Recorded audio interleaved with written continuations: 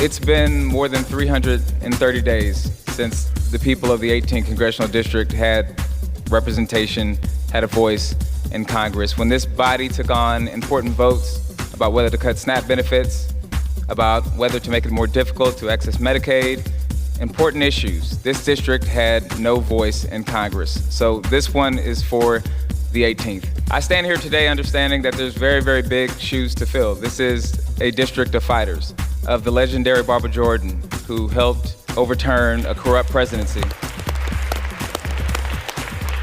Mickey Leland, Craig Washington, Erica Lee Carter, and of course, our two great friends, my mentors, dear friends, who we recently lost, the late Congresswoman Sheila Jackson Lee and the late Sylvester Turner. Many folks in the 18th District are watching, so to my district, the commitment you have from me is that I will work as hard as I can to live up to their legacy. I will treat this job with the seriousness that it deserves. I work full days, and I will fight as hard as I can to advocate for and protect the people of the 18th Congressional District. Thank you. Congressman Christian Menefee of Houston, moments after his swearing in at the U.S. House of Representatives yesterday. Full video of that affair linked in our show notes this morning. It's Tuesday, February 3rd. 2026, and this is the Progress Texas Daily Dispatch. Rapid response on the breaking news stories Texas progressives need to know. That feels good. And politics is a game of high highs and low lows, as we know, and working in progressive politics in Texas, there are frankly more lows than highs, and that's just the territory. But yesterday, Monday, February 2nd, a Groundhog Day I'd just as soon not ever repeat, I think for me, saw the biggest single day change in that metric. 24 hours ago, we were celebrating and fully fired up over Houston's 18th Congressional District after almost a year of delays during which multiple consequential congressional votes were cast without that key Democratic seat filled, an enormous injustice to the people of that historically Democratic Houston district that should hang around Governor Greg Abbott's neck like an anchor, a callous and frankly sick exploitation of the deaths of not one but two beloved Black Texas leaders, finally regained its voice in Washington, D.C. with the swearing in of Congressman Christian Menefee. That's got a nice ring to it. We were also on cloud nine over Democrat Taylor Ramet's huge win in the supposedly deep red northern suburbs of Tarrant County, a resounding victory, showing what happens when working people of all stripes and backgrounds all row hard in the same direction, a playbook for how the rest of the year into November could go, the possibilities endless, the future bright, which now seems a stark contrast to the way in which Monday ended, with a completely unnecessary buzzkill. You've probably been following, but let's break down what's happened, referring mainly to Kayla Guo's coverage for the Texas Tribune. Quote, in a scathing video Monday, former U.S. Representative Colin Allred ripped State Rep James Talarico for allegedly calling him a mediocre black man and urged voters to support U.S. Rep Jasmine Crockett, Talarico's opponent in the Democratic primary for U.S. Senate.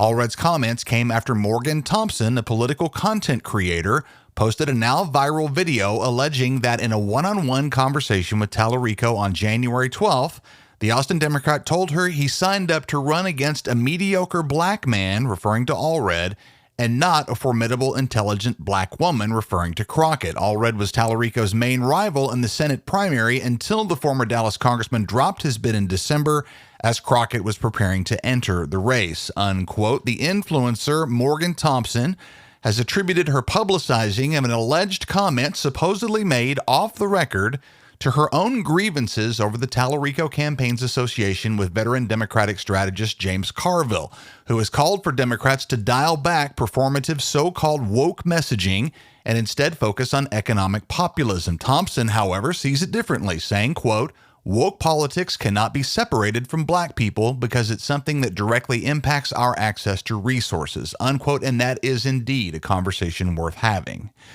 As the Quorum Report's Scott Braddock put it, this video from Colin Allred is completely out of character, and by most accounts, the idea that James Talarico would use this kind of language is also completely out of character. There is no recording of this conversation. Congressman Allred has taken an online influencer with a beef at her word, and rather than perhaps calling James Talarico to confirm or deny or discuss, instead has chosen to publicly accuse James Talarico of being a racist. Applying such a scenario to your own life or career is taking to social media to amplify unconfirmed hearsay from a person whose priority is their own click counts the best path forward. I would say certainly not. if we're talking about professional colleagues in an atmosphere of actual mutual respect and actual common goals. I agree with what Dallas attorney, housing advocate, and Progress Texas supporter Mark Melton wrote about this on Facebook. Quote, most Democrats I know like Allred personally, as do I. But most also thought his performance against Ted Cruz in the last election was, well, mediocre. He wasn't charismatic, and he rarely answered a question directly. Instead, he gave non-responsive talking points about topics unrelated to the question asked. It didn't make him unqualified for the job, and I still voted for him. But it was far from an impressive campaign performance. What I'm really wondering is whether Talarico really used the words mediocre black man and formidable and intelligent black woman. If he used those words, that's pretty problematic. It doesn't sound like him. In fact, it sounds out of character. But I wasn't there to hear it, so I don't know. With respect to Allred specifically, the former certainly is not true. He's an impressive man by many measures, but he's objectively not a great campaigner. So I could see someone lamenting the fact that they went from having Allred as an opponent to instead having to go up against the highly charismatic and literally world-famous Jasmine Crockett. That's a completely different race to run, but we'll never know for sure, I suppose. So I guess we can get back to publicly eating our own, unquote. I voted for Colin Allred in 2024 too, but if I were to ask to pick a politician I voted for who turned out to be the biggest disappointment, it would have to be former U.S. Congressman Colin Allred. During his 2024 Senate run at Progress Texas, we invited Congressman Allred on to address the progressive Texas base repeatedly and were ignored. We produced material in opposition to Ted Cruz throughout 2024, and Congressman Allred's campaign waited until October to start using it. Ultimately, Congressman Allred blew through almost $95 million in that run. As we've said at Progress Texas, that amount of money would keep us in business for 95 years. And still, Congressman Allred lost to Ted Cruz, one of the most loathsome figures in all of American politics, by 8.5 points, over 3 times the margin of Beto O'Rourke in 2018.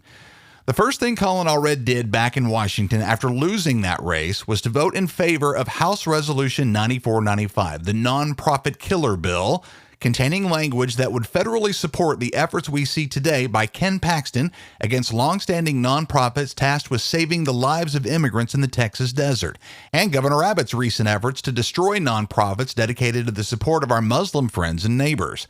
Colin Allred was the first Democrat to declare a run for Senate when that group of 4, with Talarico, Congressman Joaquin Castro, and Beto O'Rourke, couldn't come to an understanding, and then dropped out of the Senate race rather than take on either Jasmine Crockett or James Talarico, instead choosing to challenge Congresswoman Julie Johnson in the newly redrawn House District 33, perhaps seeing the first openly gay Texan to be elected to the U.S. Congress and the first from the entire South to be so elected as easier to beat. Ultimately, Colin Allred's political reputation might be less fairly construed as mediocre if he had ever once come after Ted Cruz or any Republican opponent with the degree of malice that he just directed at a fellow Texas Democrat. One message I might send to the Talarico team and to all candidates and organizations out there: social media influencers have come to be seen as a grassroots, direct-to-the-audience, and perhaps affordable way to promote their campaigns or messages. But ultimately, a lot of these folks are just young people who are good on camera and have built followings around their personal views and styles. There's nothing wrong with that, but influencers are not the same as journalists or actual experts or professional communicators of actual real-world experience and expertise. And Team Talarico is learning what happens when a campaign's relationship with an online influencer goes south.